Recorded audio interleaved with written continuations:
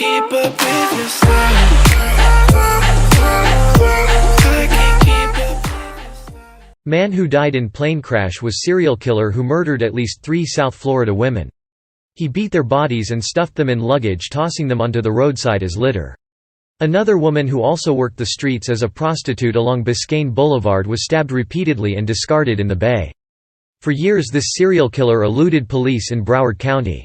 But Tuesday, Sheriff Gregory Toney and officials from the City of Miami Police Department said they found the killer. His body was exhumed from a grave in Brazil. The DNA matched. His death was not faked. Roberto Wagner Fernandez of Miami fled back to his native Brazil after stabbing to death Jessica Good in late August 2001. A year earlier in August 2000, authorities say he killed Cia Dima. The 21-year-old Wilton Manor woman was beaten and stuffed in a suitcase that was left along the road in Cooper City. Weeks before that, Fernandez's target was Kimberly Dietz Livesey, 35, of Fort Lauderdale. Her beaten body was shoved in a duffel bag and left just blocks from the Broward Medical Examiner's office in Dania Beach. Back home in Brazil the killing spree continued, police say. Fernandez was arrested for killing his wife though acquitted of the charge after claiming self-defense. When Fernandez found out his slain wife's family paid to have him killed, Fernandez tried to run again. A licensed pilot, Fernandez's plane crashed while fleeing Brazil for Paraguay. Authorities say Fernandez also worked as flight attendant and a Miami tour bus driver. Fernandez was identified Tuesday by the Broward Sheriff's Office and Miami Police Department.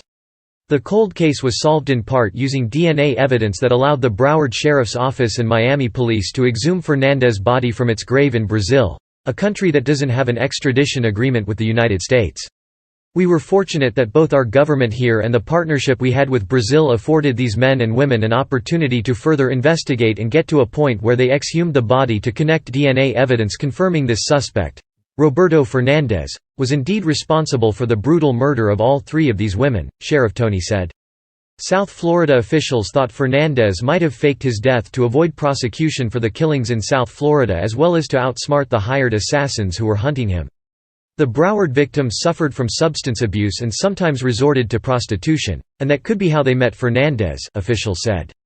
Michael Livesey, the husband of Kimberly Dietz Livesey, expressed gratitude to officials. Her addiction had taken her to different places, Livesey said.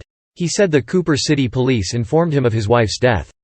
The past 20 years have been rough, not having answers, he said.